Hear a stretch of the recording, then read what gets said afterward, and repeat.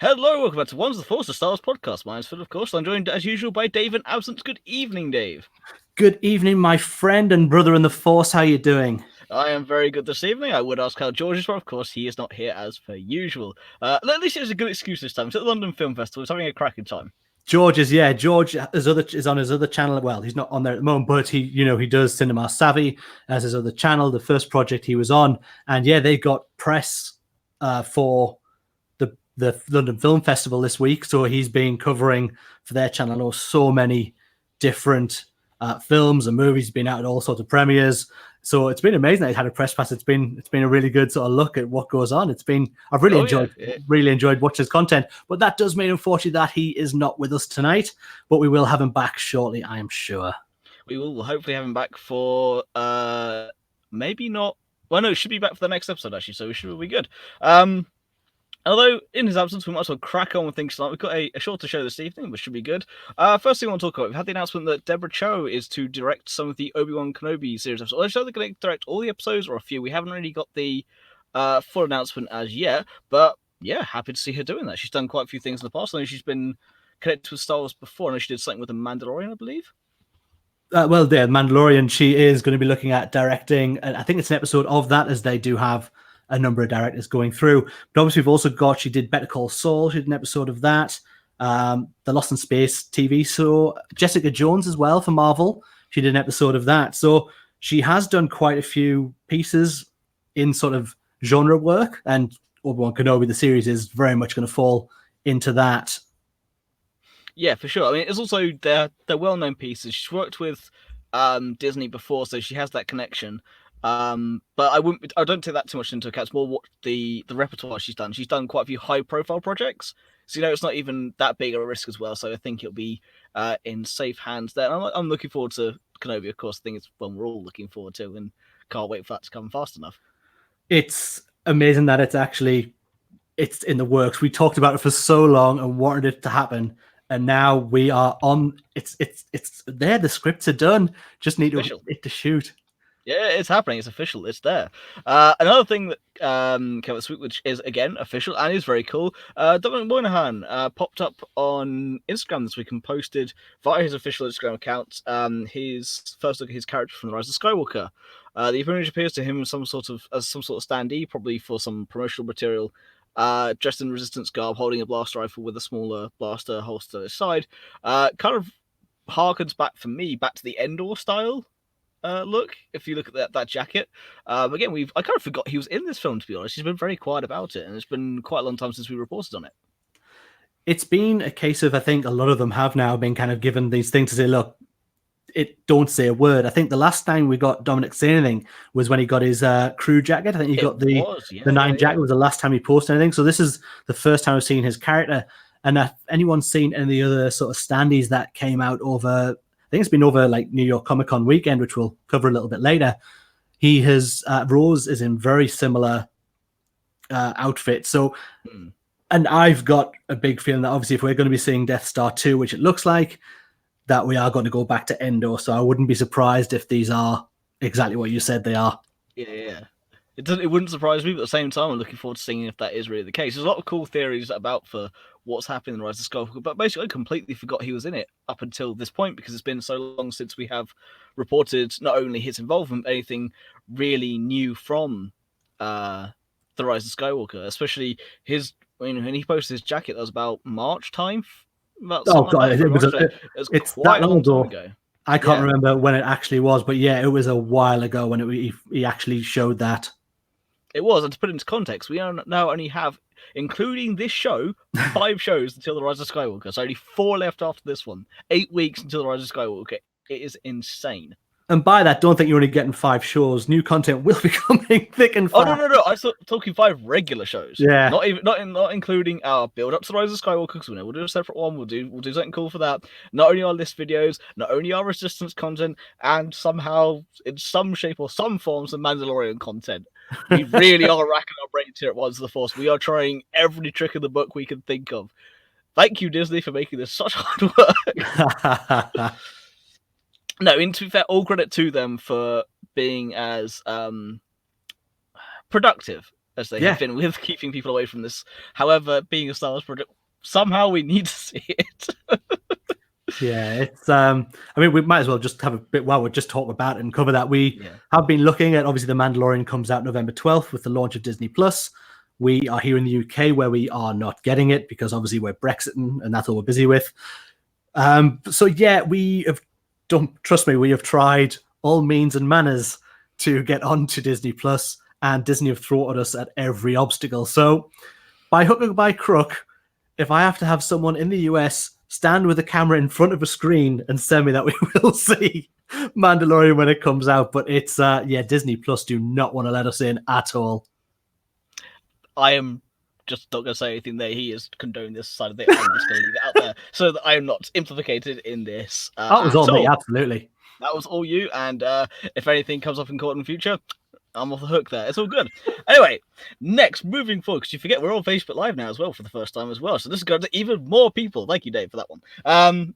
Yes, so moving on, we've got our next bit of news, which is something that is kind of rumored to happen now. It's coming kind of half confirmed as well. So you got Esquire reporting and now Rebel Force Radio confirming as well that it's sort of yes from a representative for Dennis Lawson that he will be reappearing in the Star Wars saga in Rise of Skywalker as Wedge Antilles. Wedge has appeared in the new canon in the Aftermath trilogy. He trains Snap Wexley. He leads Phantom Squadron. He also appears in Battlefront 2 again as a name drop for that with Phantom Squadron. And we all know he was asked to appear in Episode 7, never took the opportunity to. I think JJ has come around to him again going, do you want to come back? And I think he has just pretty much gone, yes, okay, this time, yes, I'll come back. Well, I think he's been much more active on the circuit as well, as in he's been making appearances at cons, which he never used to do. No. And he's only recently started warming up to that as well. So it kind of makes sense they went back to him. I think last time he was asked for Episode 7, I think the quote came that he thought he'd just be bored with with doing another Star Wars movie. But it looks like that has turned, and he certainly seems, and maybe it's, you know what, his nephew Ewan has come back to Star Wars, so maybe he's had a little, you should come back and do Episode 9 as well. He might be the guy behind that. Give him a little push in the right way. Maybe, or maybe it's just the check in the pocket. Either way, we're happy to see him back. Well, being honest, that could be the case. I mean, it's, the guy needs to earn a bit of money, but at the same time, though, Wedge is an awesome character, and he's also the only pilot to survive both runs at the Death Star. He is the only one to survive the runs on the Death Star, which is crazy that he got out absolutely scot-free. Speaking of our absent co-member, George has popped up saying otherwise. Jedi said, hello there. Hello, George. Thank you for joining us. Why aren't you here? We do know he's traveling. We will let him off, but it's nice that you can drop a comment in and we can just throw it up on screen like that. What's it? If he could drop a comment, he could join in live. He did it from Chicago. Why not? No, thank you for joining us, George. But yes, no, I'm actually excited to see Wedge back. I've enjoyed reading about him in the Aftermath trilogy. Of course, Wedge, the character, not Dennis Lawson, but Wedge appeared in Rebels. Don't forget, he came back for that to see his origin of how he joined the Rebel Alliance. So it's nice to see more of his story coming to the fore. Maybe he'll come back with Lando. You never know. We'll have to. And I think it was kind of pushed out there more because there was it was the book cover that came out recently. I think is it the book called just Resistance? I'm not sure. It's something. No, it's Resistance Reborn. Resistance Reborn. Now there's a version of that has been out and it's been shown with Rey and Finn on the cover, a symbol for the rebellion. Now, international version of that slipcover has been sort of leaked online. Now, whether it's real or not, you got Poe right and prominent, and down here in the corner you had Finn. Yeah, and now where this little gap. Now Wedge has appeared. Yeah, on the international version, Wedge is there, the older Wedge. So it looks too good to just be someone photoshopping that to have mocked him in there. Now, do you remember last time that I dismissed something so out of hand for being a Photoshop, and it turned out to be the actual Solo marketing stuff. So I am not keen to dismiss something so readily this time around. Yeah, so it looks like it is coming that we're going to get Wedge back, and you're right. I think it's a nice part to close out this story again, filling out the Skywalker saga. And while he's not been a huge part in that, maybe only 4 or 5 lines over the movies he was in, it will be nice to get that character back as well. Well, Boba Fett only had 5 lines. Apparently everyone loves him, so... We do love him. Yeah, no, Solid fodder that he is. We love him. yeah, everyone loves Fett. But yeah, Wedge is cool. Wedge has more lines than Boba Fett. He's awesome. Yeah, no, I look forward to seeing him back. But anyway, should we move on to the Empire covers and images within? Because these have been rather cool. I'm not gonna lie. They are amazing pictures that have come out from Empire magazine. They always are the same as when you get your Vanity Fair magazine and the covers of there. Empire always normally have an exclusive interview with some exclusive features, and they will show you some new pictures as well on there. The cover is, well, it's two covers really, so you get a light and a dark side. So you do get your light side cover, which is Rey. Yep, there's the light side. Try to find. We got the dark side on here.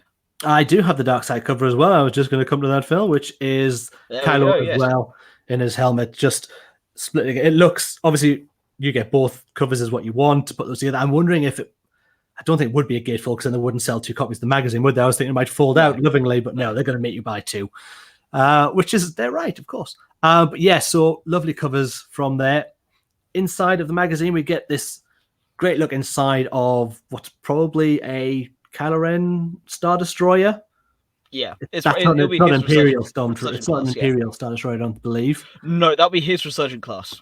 Yeah, so if anyone isn't watching along live and you are listening to the audio, it is the picture of Kylo Ren being blown back by some blue force. Who knows what that blue force might be? It could be, I think, if you watch The Force Awakens when the Falcon shoots out in hyperspace, with when it's inside getting the Rathtar off the front of it. It's very similar sort of look. Yeah. There has been other theories of what that blue could be coming back, but I honestly think it's a ship escaping. It's either something escaping or something crashing into it. It's something. There's something happening, basically. Does it kind of cool though? Yeah, I do love the picture. I love the main part of it that Kylo is stood up facing whatever that is coming at him, and all the troopers are just in a heap in the background like fallen dominoes. Yeah. What I also love, though, is that we don't really notice at first when you have a closer look is his helmet in his hand. That gorgeous new cracked yet put back together helmet that just is. It just looks really cool. It does.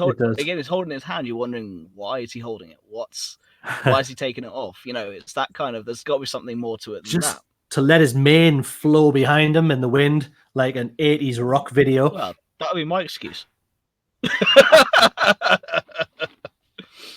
Because, of course, we all know that I would look majestic like that. If I'm dressed full head to toe color and with my hair just flowing back, I would look majestic. Yes, absolutely, man. And my head, no, there's no flow left in this, unfortunately. But hey, that's all right. At least you still have it. That's the point. Oh, dear. And then we might as well move on. So what's the next piece on the news? Of course, we have is actually, I'm going to skip the next piece just to continue on the Empire bit, because I want to talk about JJ's interview within that. So we also had, JJ had an interview within Empire talking about Kylo Ren's helmet. So at last week's Force Friday reveal at Pinewood Studios, we got to see Kylo Ren's repaired helmet.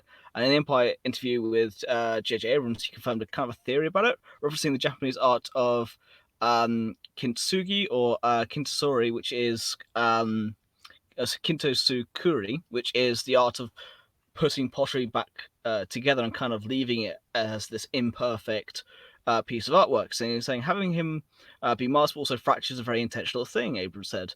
As per an excerpt on Reddit saying, like the classic Japanese process of taking ceramics and repairing them and how it breaks in a way define the beauty of the piece as much as the original itself. As fractured as Ren is, the mask becomes a visual representation of that. There's something about this that tells his story, and his mask doesn't ultimately hide him, and his behavior is revealed.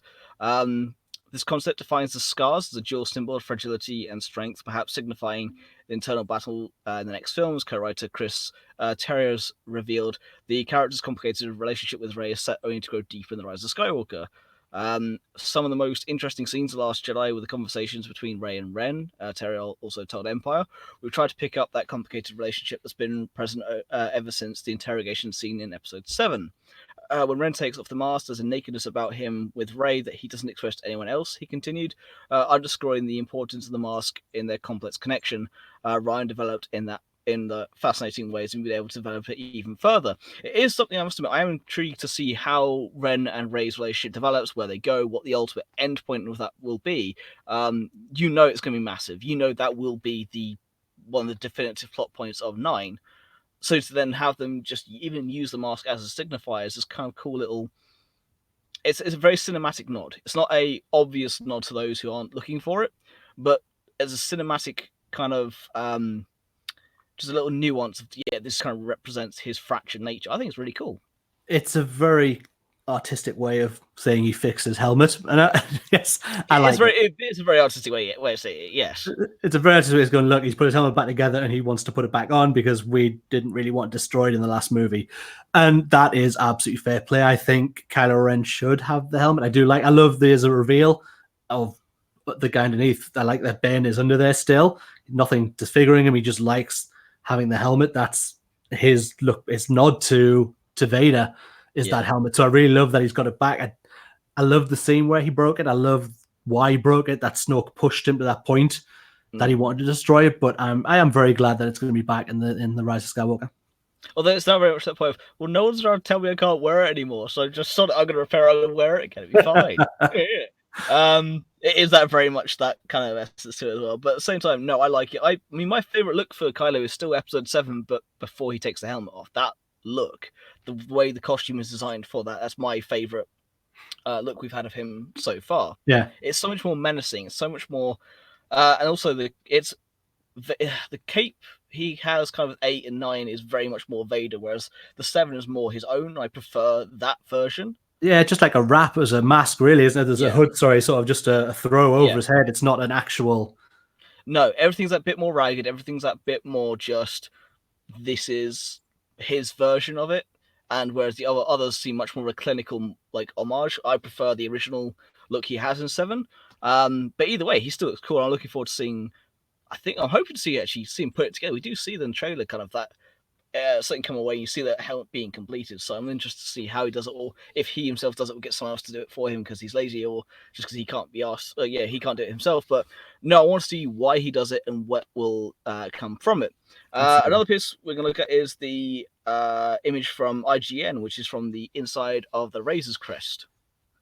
It is a stunning image as well. I mean, it came out sort of between shows. We sometimes find that we are getting stuff that we don't get to talk about straight away. We try and get it on our social media, but we're not always the quickest on that. But yeah, this shot came out of our first look inside his ship, and it just, everything I see about this show makes me more and more excited to see it eventually, somehow, legally, maybe. It's a stunning shot. It is. It's one that the best compliment I can give it is it looks Star Wars. It looks right. It looks at home in the universe. Everything has that feel to it. The switches and the lights are it's very original trilogy era. The costume again is very reminiscent of not only Fett but also the Mandalorians you see in the Clone Wars. There's more that, but again that more beaten up style. Everything feels right, and I think that's the biggest compliment I can give it. It just feels correct. Everything has its place. Everything looks just so. You're right. It also visually, it's just a stunning image as well. Yeah, and you're right. The main point of that is it's Star Wars.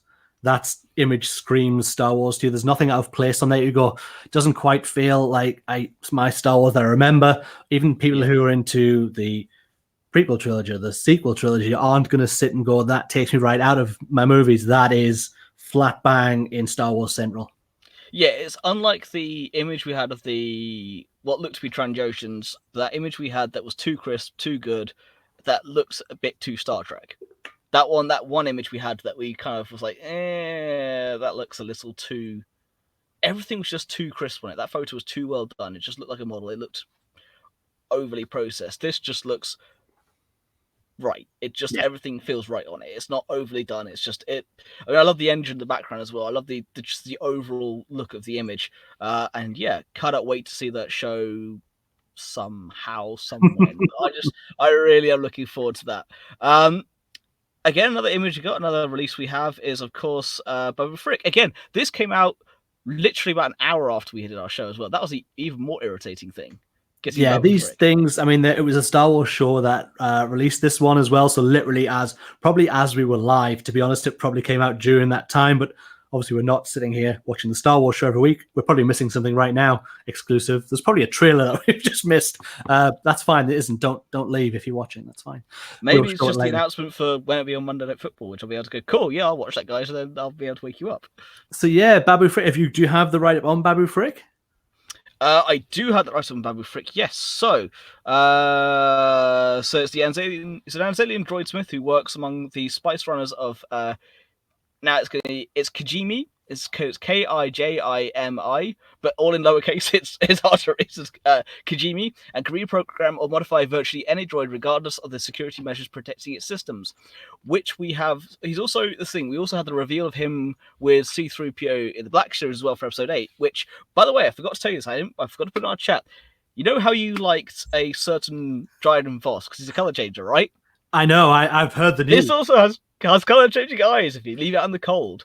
Yeah, that's So his amazing. eyes They're going to will have go red. temperature controlled eye paint, which Yeah. is another cool. Right. So here's the thing: you leave your Dryden Voss out in the sun, and you'll see C-3PO in the freezer, and you come back half an hour later, and you have glowing red faces. It'll be perfect. I'm going to have a lot of fun with that. I don't care. Yes, you will. I mean, it's like, why are you telling me to go to the freezer, Daddy? Trust me, you'll like this. Just go to the freezer, and get me my toy. It'll be a confusing conversation for your son, but I'm glad. It will be enjoyed. Yeah. But yes, Babu Frick. We know he'll be the one reprogramming 3PO. It was more pieces to the puzzle. I am hoping it's going to be C-3PO with 000's programming. That's all I want is 000 brought into the main, so everyone can enjoy this beautiful torture droid. Absolutely. I know you are very fond of the character, so I'm guessing we need some kind of hint of that. The red eyes obviously aren't there to say, no, he's thinking about rainbows, and this is just the color he's thinking about right now. Yeah. It's obviously what they're going to kind of push towards, that he's going to be more action 3PO, so they can use him probably more. We've seen him on the skiff in the trailer with the bowcaster, and I think that's really why it's going to go into it. And Anthony Daniels seemed very pleased, as he always does, with to be fair, to be fair, on this one, he gets to do something a little different. All right, he did just all he did was got bullied in The Last Jedi. So okay, he's not the bumbling butler anymore in this one. Yeah, well, we'll see. But yeah, I am looking forward to seeing this. I am looking forward to see how we get to reprogram. I just hope it's not to the use of the humor of the story, and I know they probably might play it for a gag a little bit. I mean, to be fair though, if you want that, just come back and watch Episode 2 and the terrible, terrible disassembled puns we had. What? They're some of the best puns ever. Okay, yes they are. I'm quite beside myself, quite literally. This is such a drag. Oh, you're right. It is tough. You're right. One day we will get our commentary of Attack the Clones, where I will. We will destroy that. But to be fair, we've done Episode 1 and we've done Rogue One. We will climb through these other movies and Attack the Clones. On our channels, though, you can go back and you can find both our commentaries for Rogue One and for Episode 1. We did Episode 1 this year. Rogue One we did 2 years ago, so we're pumping that every 2 years. So give it another 18 years, and we'll caught up with the ones that are out so far. Absolutely. If we're still going by that, which hopefully we will be. But yes, no, I hope that he's not used for comedy. I really want him to be. I guess I kind of want it to be the 000 effect. Don't get me wrong. That's my inner me just going, oh my god, please give me my gorgeous torture droid in the main series. But on a serious note, I do hope he's used for more of a serious role, and hope he plays a bigger part. What I really want those R2 to play a much, much bigger role in 9, because he has been basically a cameo in 7 and 8. And for me, that's a disappointment. I know even for you especially, because I know how much you have much more affinity with R2 than I do, but it's just disappointing to see this character that is extremely influential in episodes 1 through 6 be pushed to the sideline, and it's probably my biggest bugbear of the movies as a whole in the sequel trilogy. And I adore Force Awakens. I have come round to now really, really, really liking The Last Jedi. The more I've watched of it, it becomes this big art piece, and I really do love it now. But yeah, I hate the way R2 has been used in this. I love that he got the Leia scene again with Luke on the Falcon. It was a beautiful, beautiful moment. But that's my favorite part of The Last Jedi, purely because it is this. It just is pure nostalgia, but in a way of it's so classily done. yeah, I hope he does get more to do. I really do. I know he appears in the Lego sets. It's a weird kind of tangent, but in the Lego sets, he's only in the Falcon Lego set where you get an R2D2 figure. And to be honest, I don't know if we'll get more R2 than we've had in the last few films. We might get a few mentions, but it seems very much focused on 3PO being the droid in this one.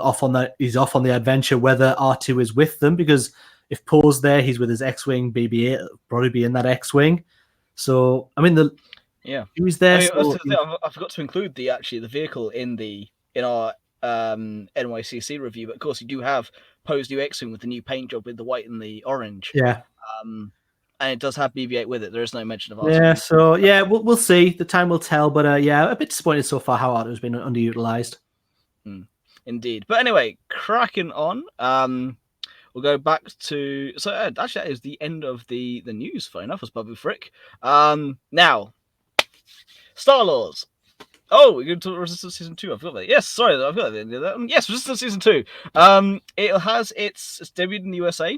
Debuted on Sunday. For those of you who hasn't seen the episode, it's up now on various places.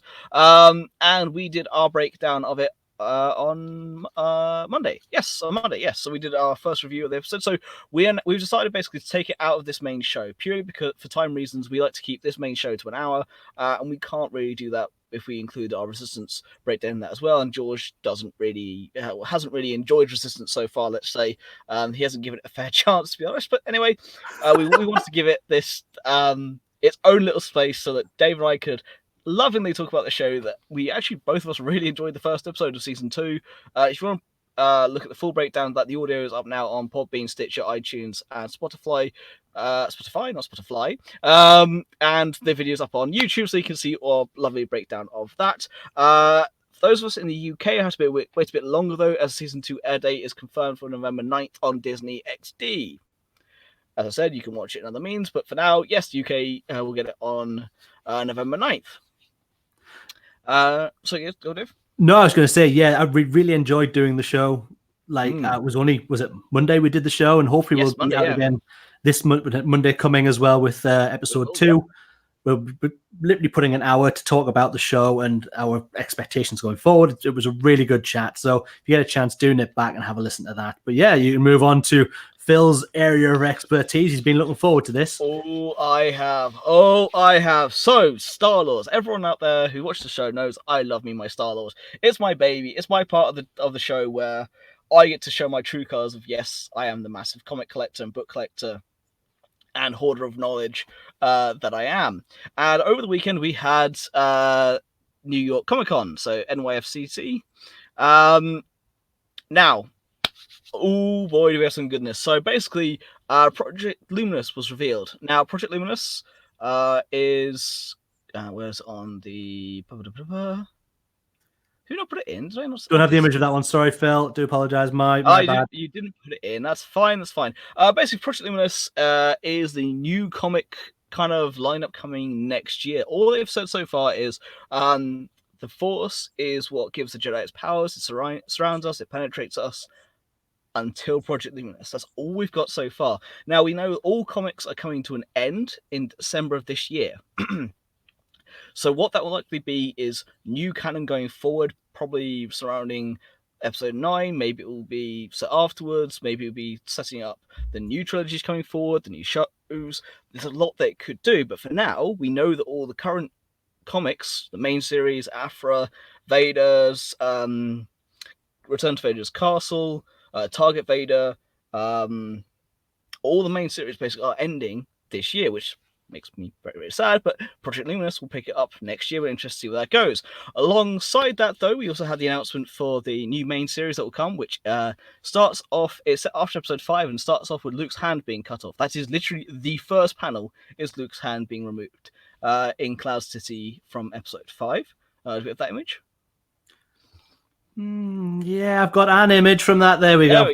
That's the one. Yes, so that is the opening. The opening panels is Luke's hand being cut off. and then we'll see where it goes from there. So I'm very interested to see, because the gap between 5 and 6 is a period that hasn't been explored. It really is this unknown period. And I'm very interested to see where that goes, because we do also have the main image from that new series there as well.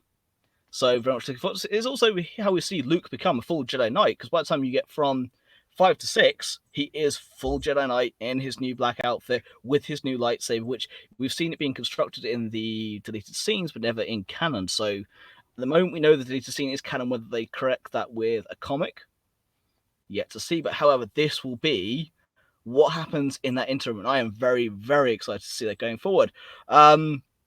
Next bit we have from that is the next book in the Alphabet Squadron trilogy. So you have Shadowfall. Again, picking up where they left off from the first book and from the TIE Fighter comic. So very interested to see where they go with that. We also have the Dark Legends, which picks up, it's the dark side version of Secrets of the Jedi. So again, kind of use that more flavorful background to it. You then have basically you have the Rise of Skywalker coming as well. So extended edition and junior novel. Expanded version is like the solo expanded version we've had before. Gives you a little bit of extra flavor to it. We have the children's book, which is the Use the Force. Again, it's kind of a cool little fun book that you get to do with kids. There we go, that's the one. And then we kind of get onto the really, really cool meat of it. So we have this awesome image here, which is from the Rise of Kylo Ren. This gets me excited. This is, without a doubt, something I'm very, very much looking forward to. Is how Ben Solo became Kylo Ren. Again, this is one of the alternate covers right here. I'm not a huge fan of this cover because it makes him look a little bit dopey when you see the full image together, but at the same time, very, very much looking forward to this comic. Can't wait to read that one. It's just how it came about. I'm just going to put just that image. I mean, come on, Dave, you've got to love that. It is that. I mean, that image is absolutely glorious. I love the take. I love the relationship that he has with Vader, though he's never met Vader.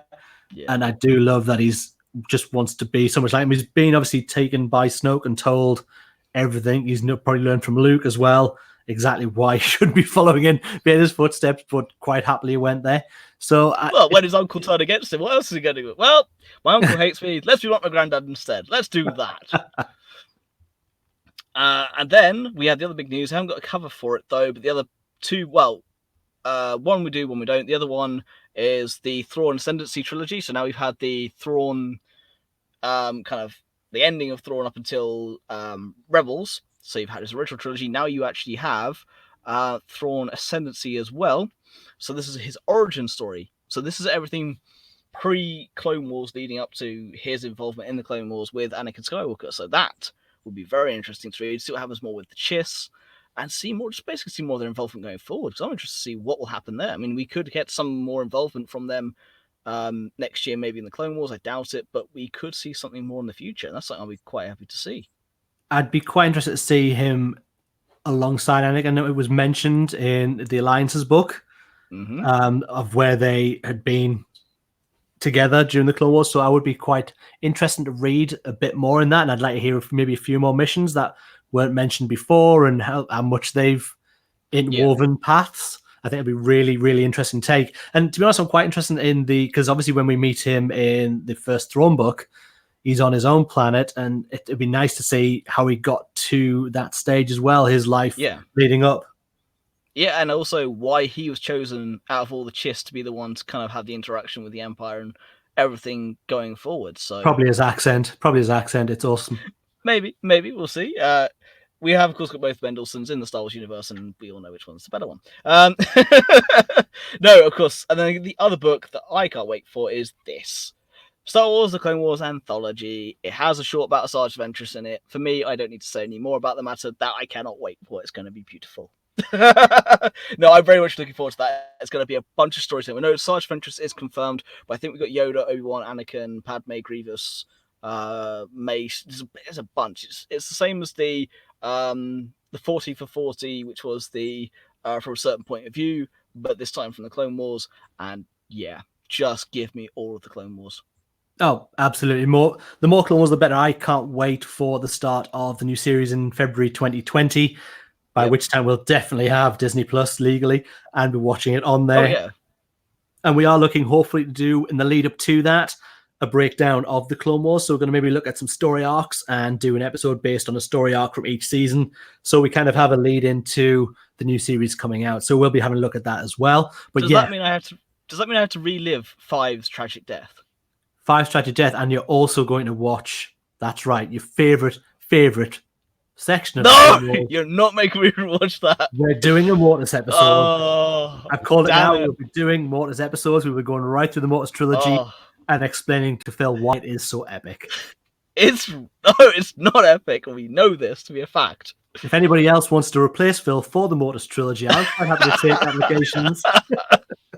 I know a couple of people that would be happy to take my place for that, for sure. For those of you who don't know, or those of you who are just joining us, welcome to One's the Force, the Star Wars podcast. I'm Phil, and I don't like the Mortis trilogy. I can only apologize for him. I really can only apologize for him. It's been a long-going conflict of ours, especially when they came back for Rebels, and I just was like, nope, just flat out. And then they had to bring time travel into all that BS. I had to go, no, just leave it out of it. Of course, these two. I mean, Absent's not here, so I'm gonna blame it on Absent. Let's just blame it on George. He's not here. I don't think George is a fan of the Mortis trilogy either. I think it's literally you guys against me. So no. George is for it. I think. I think he's against. I think he's with you on it, and I feel like a loner. But I don't care. I'll find other people to talk about it. We all love it. Everyone who's watching right now loves it. Comment down below, either on this video or on our Facebook page or our Twitter, and just let us know how much you hate the Mortis trilogy, or if you like it, then fair enough. I don't judge you, but I silently judge you. No, of course, don't judge you at all. It's to each their own. Everyone's got their own opinion. That's one of the things I love about doing this podcast with Dave and George, is we all have our varied opinions. It's why so Dave and I love doing the Resistance show, because we both enjoy that. George doesn't. That's fair enough. He doesn't have to enjoy it. I love talking about the books. These guys don't have to. Again, that's my little piece. And we all have our certain likes and certain dislikes going forward.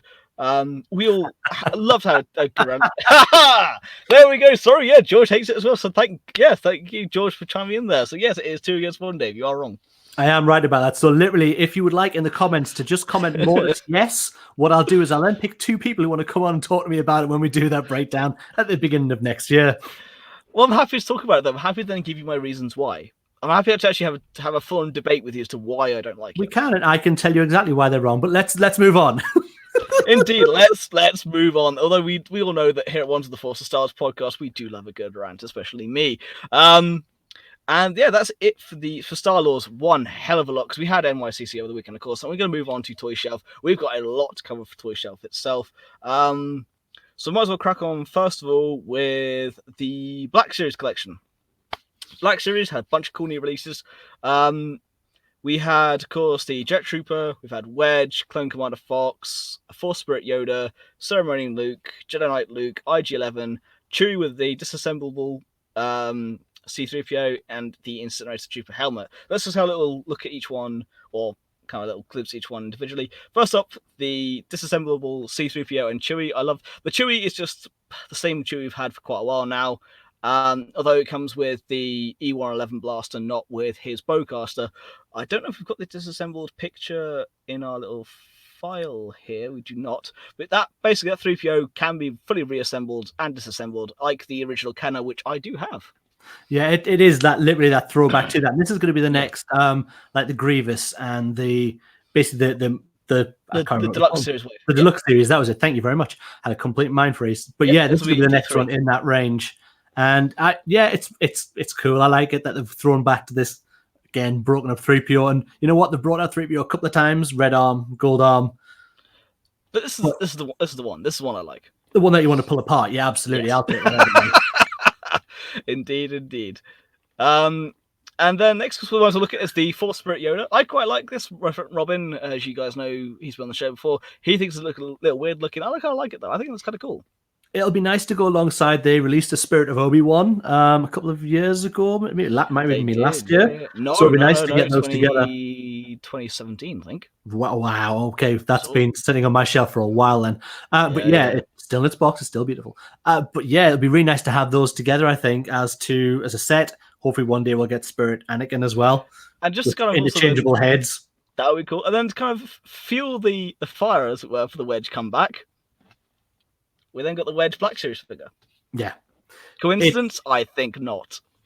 It just, yeah, it says more and more that, yeah, he's definitely coming back to this story, because why else go? I know they've released quite a few in the sort of Rebels people line, like the actual soldiers and things like that. So, but to release an actual Wedge, yeah, it's certainly ramping up to him being returning to the saga.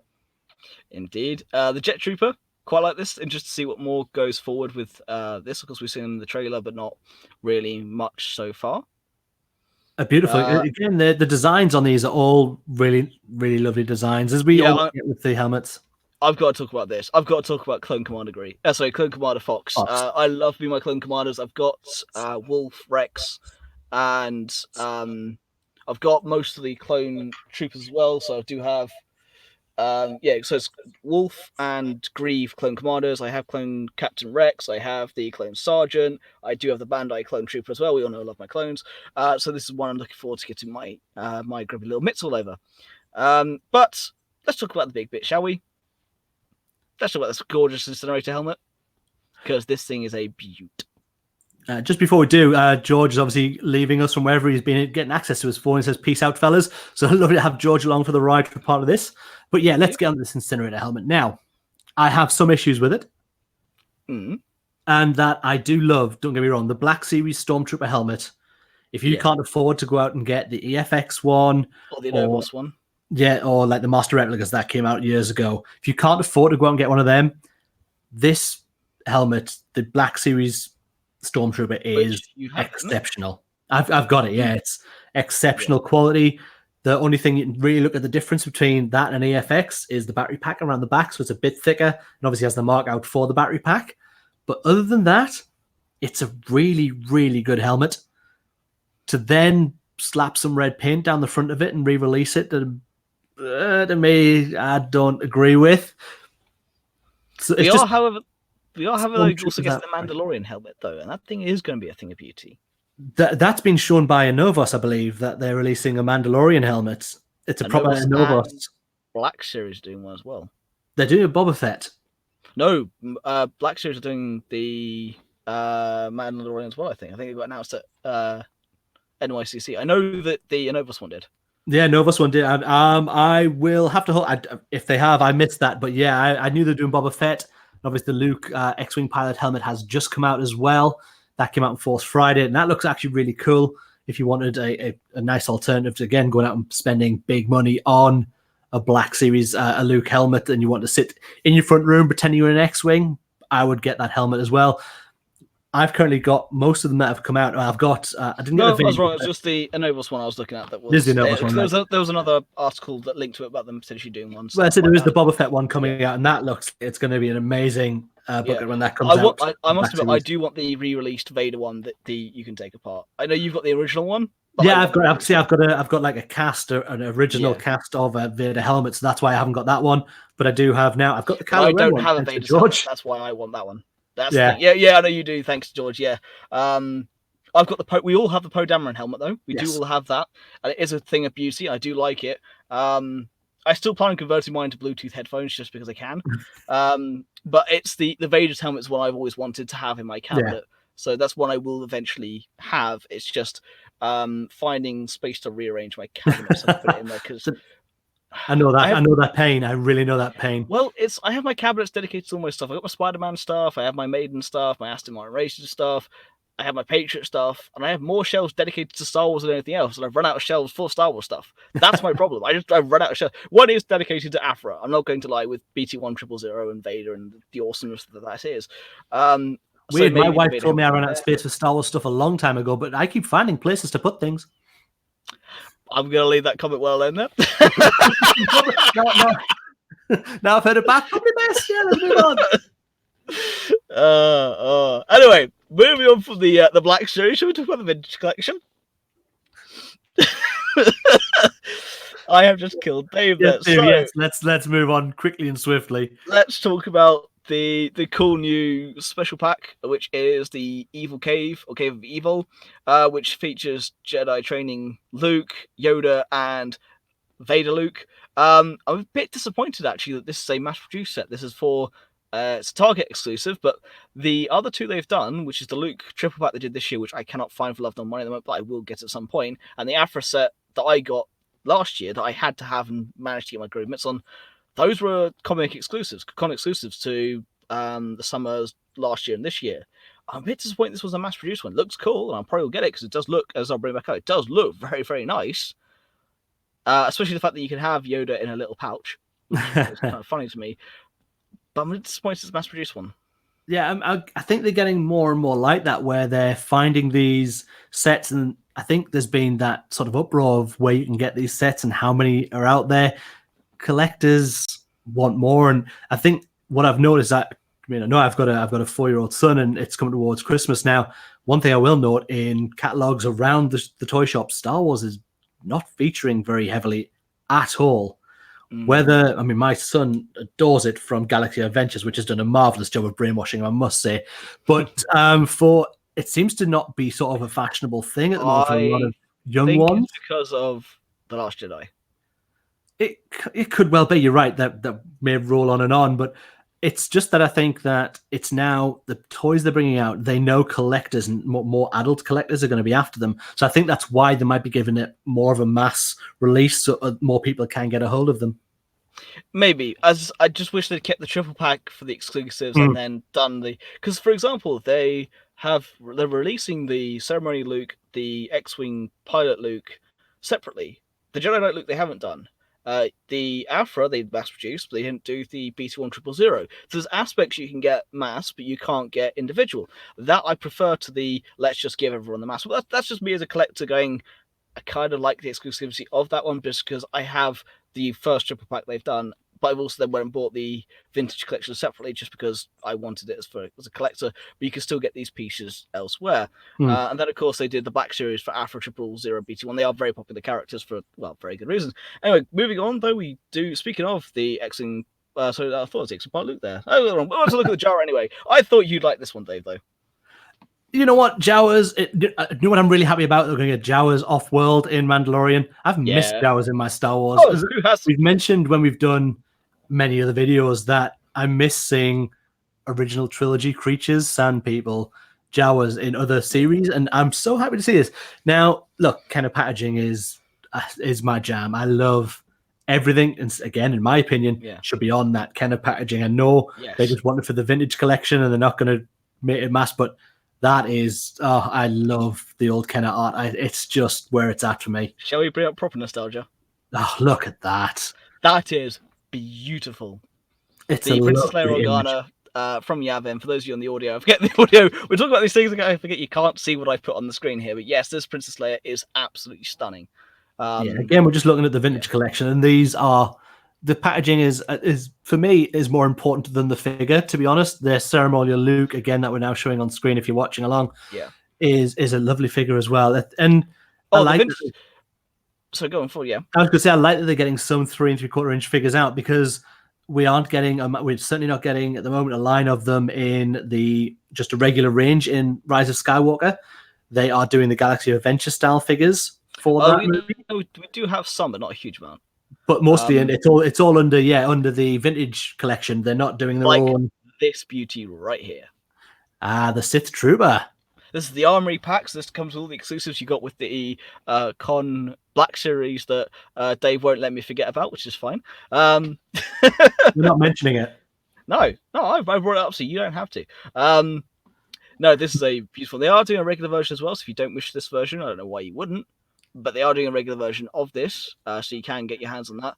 But yes, just to go back to what you're saying, Dave, for me, the vintage collection is different. I love usually my figures, the Black Series ones, I take them out of the packaging, I put them in my display cabinet. The vintage collection is different because on that original canon, the actual artwork itself is so beautiful. I keep it intact in the packaging, not because I want to sell it, but just because I want to appreciate it for what it is. I like it as a piece of artwork. The Afro I've got in the vintage collection, I kept that in packaging, not because I didn't want to take out the packaging, because I have her in the triple pack, but because that artwork is absolutely stunning. It always is whenever we see anything from this vintage line, and the images that they're putting up, especially for some of this Rise of Skywalker stuff. They put the Ray one, I think, came out as well. I think we Yes, had that I still before. It's not in our channel not voyage, in but yeah, we no, not today. brought that out, and again, absolutely stunning images that they're putting onto these kind of cards. Yeah, And the Ray, the Poe, and the Finn are beautiful. We don't have them tonight. We do have them in our chat. I'll get them posted to our social media at some point for the Triple Force Friday. If we didn't do a post for that because the three of us were unfortunately busy, we couldn't get to a Force Friday event, any of us, which kind of was sad in a way. It was my old man's 60th, so kind of had to do that and couldn't get there, sadly. Fair enough. But yes, so it's they are beautiful. I do want more. The vintage collection is lovely. They are just stunning. No, they're absolutely.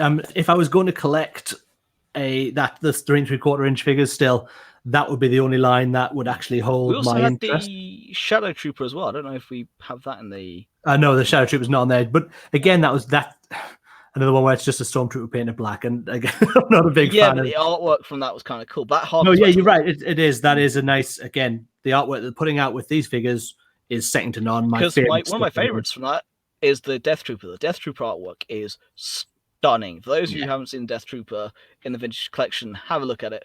I do own it. It's up there, so I'm not going to bother getting it down right now because it's a hassle. But I do have it, and it is stunning. It's one of the ones I saw it immediately when there's no thought in my mind. Yeah, if you're going to continue collecting figures, either it's the Black Series or it's vintage or it's both, if you're like me and a bit insane. I collect a lot of the stuff, but for me, the vintage collection, just that artwork is just beautiful. My Black Series, they get unboxed. For example, I actually had one come through post the other day. It was my new Black Series TIE Pilot. Again, this was, from the original line. I didn't have it. I made sure I could find one in box. First thing I did was take out the box because I love the figure. I didn't buy it for it to be a mint in box figure. In fact, the box wasn't that in great nick. I actually found it was opened anyway. I said it was sealed, but it wasn't. But that's not the point. I didn't pay actually too much for it. It was about £6, so it's fine. But the vintage collection, no, I keep that sealed purely because I love the artwork on the back of it. And then we're gonna move on to the gold. I see you didn't put any images in, and that's no, you're right. You know why? Because our faces would have melted if we had to look at them. I mean, I'm all for special editions, but they're not special. These are the ugliest figures I've ever seen. The Poe one especially looks like RoboCop, but dipped in gold. Because that visor especially. RoboCop 3. That's how bad it is. It is RoboCop 3, but it's worse because it's dipped in gold. So there's no contrast either. It's just a flat gold. It's a flat matte gold. There's no. I honestly, I know they want to do these for the whole Skywalker saga. 2 figures per movie. Yeah. Great. You know what? I'm not going to spend any more time on them. There, we are full of positivity on our podcast. We promote positivity within the Star Wars community, but they are ugly figures that I do not want to talk about. Yeah, I mean, if they'd done them like in a shiny gold, like all 3PO style, then maybe that'd be kind of cool. But these are just no. This is pure cash grab. I'm not supporting this. I support many Star Wars things, but I won't support that. And then that leaves us on to games with the new Fallen Order trailer. Now, how are we going to do this one, Dave? I'm going to let you kind of take this one away. We have the trailer all lined up. So, to be honest, what we'll do is we will share this with you now. If you're watching along on Facebook, that might be an issue. Facebook, are quite trigger happy at taking down any copyrighted content. So I think what we might do is we'll just put up the trailer. We won't play the actual audio. We will have the actual visual, and we'll talk over the trailer as it plays. I think that's going to be the best way for us to do that. I don't want us to lose anything off this on just because we can't put the audio up. And I think it'd be a shame if our first Facebook Live video went down and had to be fully removed because of 2 minutes worth of trailer. So we'll put the trailer up so everyone can see that, but that we'll stop that as well. You won't hear any audio from that. In fact, I will be muting my camera as well. Actually, that's a good point. I'm going to have to mute this completely. That's okay. Let's get this on. No, I have only watched this once. I haven't had a chance to watch it fully, literally once, and it does look so cool. And that who we thought might be Vader is just one of the Inquisitors as well. No, although Vader may be making an appearance. You do hear a breath every now and again, and it is said by that Inquisitor that they're looking for something really important for Vader to be part of this. So EA, they get another throw at the dice for doing a Star Wars game, and hopefully they can make this right with it being a single player. But I mean, visually, stunning. Oh yeah, no, visually it looks incredible. This is of course the guy who plays the Joker in the Gotham series. Yes, it is. Yes, his name does escape me. I will say I didn't watch Gotham, so I can't really tell you his name. But yeah, and thank you. We got a thumbs up on Facebook as well, and that showed up on there. That is awesome. Yeah, so thank you very much for that, whoever put that up. I will see after we finish this. But yeah, it looks great. I'm looking forward to finding out the physics of the battles and the lightsaber attacks. It's the Unreal Engine, isn't it? I believe so, yes. Yeah. We get some great set pieces. Now, while I do like Star Wars games because we're going to get a fight with lightsabers, I'm not a big fan of now you press B and we'll do an action. I hate that. A on time. Yeah. I like being a real part. Second sister, the one that kind of freaked you out when you first watched the trailer because you haven't read the comics and didn't know she was a female. Yes, she's awesome. Yeah, she is badass though in the comics though. But look, some of the combat in this looks absolutely incredible. It's just going to be, I think, a really, really awesome. The comic game. for it is out at the moment as well. So your Jedi Fallen Order, Fallen Temple, which is the comic that's currently ongoing. The first issue came out last week. Second issue's out this week or next week. I can't remember which one. I think it's next week. So I will be reading that, of course, before I play the game, and it'll be a long time before I play the game because I don't think I'm going to be able to play it. My laptop won't support it. It's not got enough RAM, and I don't own a PS4 or Xbox One. So for me, it's going to be a very done experience. Yeah, I'll be getting it on Xbox One when that comes out, day of release. I do want to go through that. As I've said plenty of times on this, I'm not an online player. I'm pretty poor at online games. I'm very much the guy who's, look, I've respawned. I'm being shot in the head. And so I'm looking forward to an actual linear game that I'll just play on my own. And you know that you won't turn from the Empire by the second level and go, cool, this was a big disappointment. No, let's hope not. Let's hope not. No, so I am actually looking forward to that game more than I thought I might be after watching that second trailer. Obviously, if you're just listening to the audio on this, you didn't get to see that, but we just watched along with the latest trailer, so you can see that on EA's YouTube page, on Star Wars' YouTube page. It is all over. Just search for the Jedi Fallen Order Cal story. Indeed. And of course, that brings us very neatly to the end of the show this evening. Fantastic show this evening. And glad we also got Facebook Live working. Yeah, that is a big thing. So thank you anyone who has watched along while we've been on this on Facebook Live. We will now be showing all of our shows as we do them. They will be also live on Facebook. So you don't have to then come to YouTube and watch it.